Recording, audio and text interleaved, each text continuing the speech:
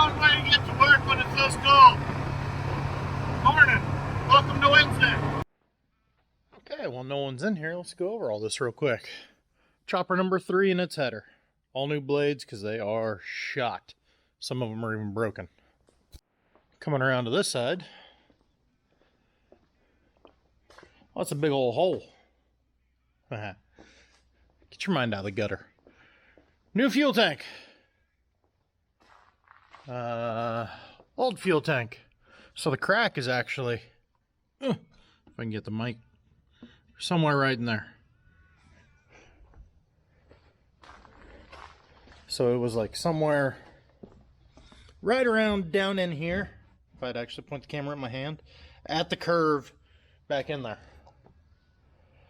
We got a few more things to strip off of that one, including the frame underneath it. Then coming over here, the 8270 was dumping hydraulic oil out of the front end. Come to find out, this valve body, 2 screws are broke off, and so it let it pull away. So it was dumping a lot of oil really fast. Just got to remember, and I got irrigation water. Better go check my boxes and turn on some pivots. So here's why I don't have a pickup. I am now on seed tender duty. Seed tender has about 18,000 pounds of seed in it, and I don't want to drag that around everywhere. It's a pain in the ass to hook and unhook all the time. I don't want to leave that much weight on the jack, so I lost my pickup. Normally we've got like 2 extra pickups around. Normally.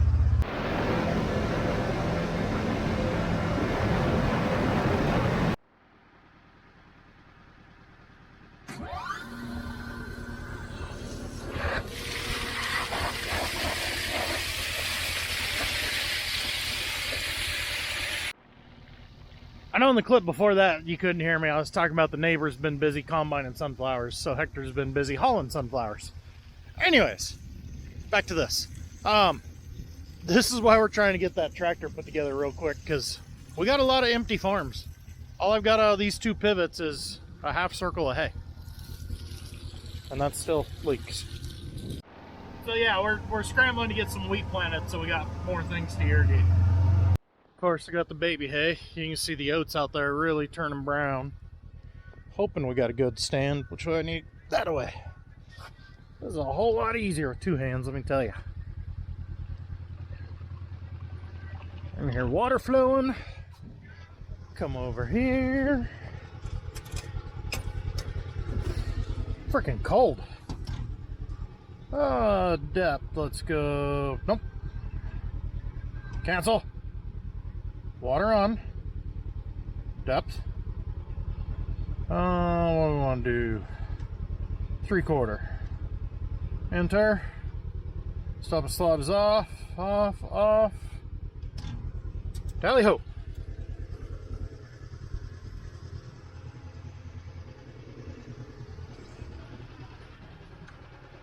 Pump's not firing. What do we got here? Little feedback.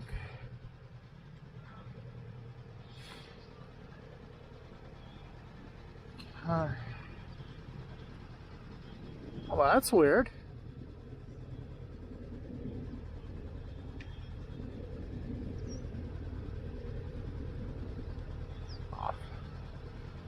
Alright, I gotta figure out what the hell we got going here.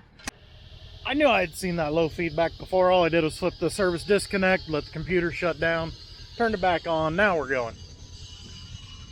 Oh, had me nervous there for a minute. And it's pressured up. Okay. I'll go back to the shop where it's a lot warmer. Been trying to help Glenn a little bit with these fuel tanks. So the first thing I did. So this is a sending unit and a sending unit. And they are connected in there by a hose. That did not come in this. So Glenn had the idea. Oh, I must have got rid of it already. We had a piece of wire we fished through and then caught it over here somewhere with a magnet. We're able to pull it up, get the hoses fed through. Now, the old tank, we gotta get off the frame so we can put that frame under that one. And then I think it's ready to put in. Tractor's put back together, no oil leaks, good to go there. Still doing knives, still working on this. Glenn pressure washed the hell out of this frame right before lunch. We're on to tillage. We gotta get that VT greased and get started, because Cameron, as soon as he's done, is gonna hook up the drill and get started planting wheat.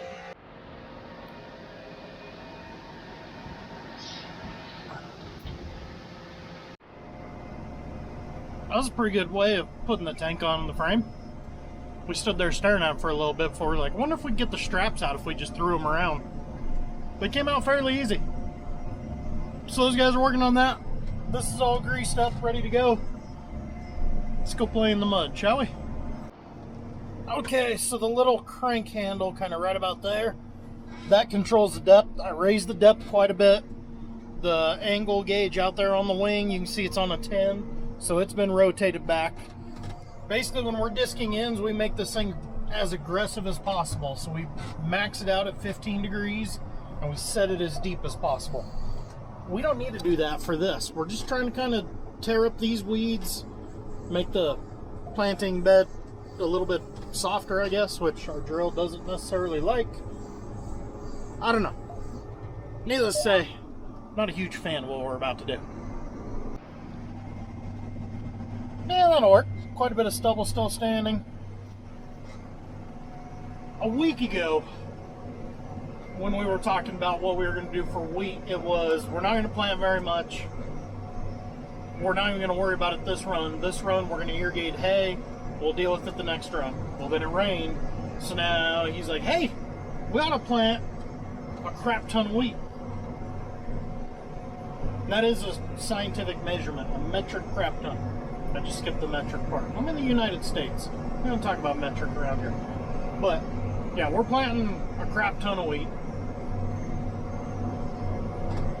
I would prefer that we rip these fields, run the smizer across them to smooth them out and firm them up, and then that drill will plant nice. This, it does all right, but it can also leave that top pretty soft. And we have a no-till drill. It likes a firm seed bed. So sometimes you don't get the best stands out of doing this. My other concern is compaction and stuff.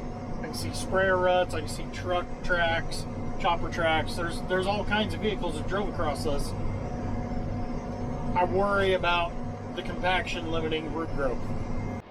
Our initial talks when we started changing our mind to planting quite a bit of wheat 2 days ago was there's a lot of cow-calf guys in the area. They're always looking for winter wheat to pasture on throughout the winter. It's a good way to make a little bit of cash, get a little bit of manure on, they'll graze it down, and then the theory was we can just tear it up in the spring and plant something else. But now I don't think he's wanting to tear it up, so I don't particularly know for sure what we're doing. I mean, I never know what we're doing, but I really don't know what we're doing at the moment. Okay, I like what the front discs are doing. Back ones really aren't even touching the ground at all. How far forward do they got this thing rocked?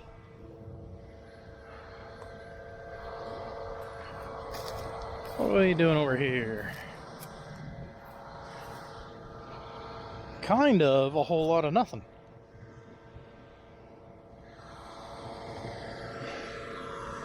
Alright, time to make adjustments. There we go, I like that a little bit better. I lowered it a couple of turns, and I rocked the whole machine back slightly to make the rear disc and crumbler do a little more work. I like it.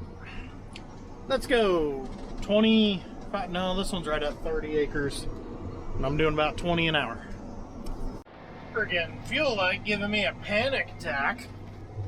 Well, I don't know if you can see, we're about 3/4 full. For some reason when you get bouncing in here, the sensor must drop real low and it reads it and gets stuck there.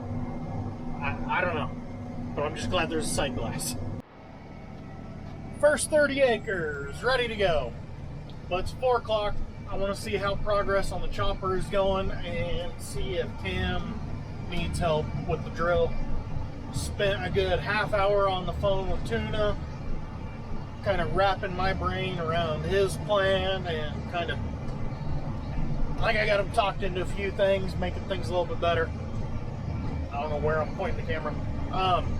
Got a couple things making me feel a little bit better about this plan. Might do a little experimenting and tweaking during it, but you know, whatever. But yeah, let's go see how things are going in the shop. Look at these guys. They don't mess around. It's so shiny. Camera's gonna get it so dirty.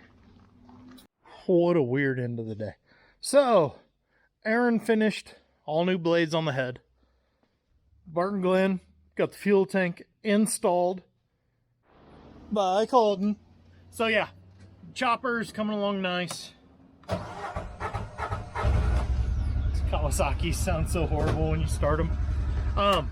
Chopper's coming along nice.